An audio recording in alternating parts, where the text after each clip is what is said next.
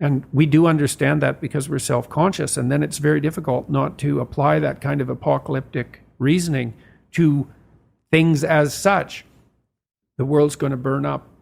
The climate's too hot. What about runaway positive feedback loops? Because that's what the climate types are afraid of. It's like, hey, they happen. How do we bind our apocalyptic thinking? That's a good question, man. That's a good question. We do that through truth. We do that with the truth. That's how we do it. Through dialogue, through investigation, through exploration, through discipline, all of that. The Logos is the antidote to the apocalypse. Of course, that's central Christian dogma, isn't it? That the Logos is the antidote to the apocalypse. Fancy that. And so what does that mean? Well, love and truth is the antidote to the apocalypse. Not the planet has too many people on it. You said to me when we went out for dinner a couple of months ago, I asked you what I should be doing with my life. And you said, what you're doing right now, I think is pretty good. And then you said,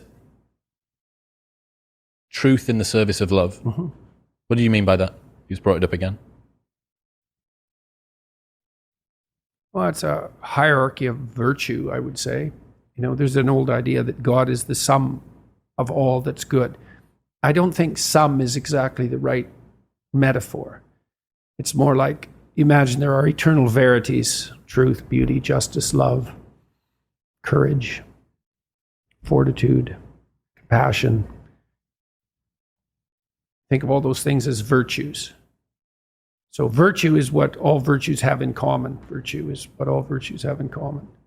That's the relationship of God to the good. God is the essence of the good. So, well, we put that aside for a moment. Well, you may think, how would that manifest itself in your life? Well, that might be pursuit of the good. And that's the pursuit of the good that unites all proximal goods. And well, what is that exactly?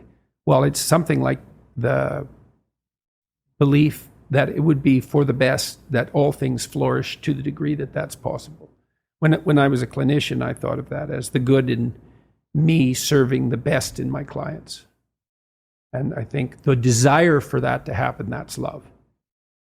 So that's the desire for, you say, well, you take a human, bent, broken, miserable, malevolent, hurt, corrupt, weak, pathetic, contemptible, frustrating, disappointing, all of those things that we can lay on ourselves because of our inadequacies.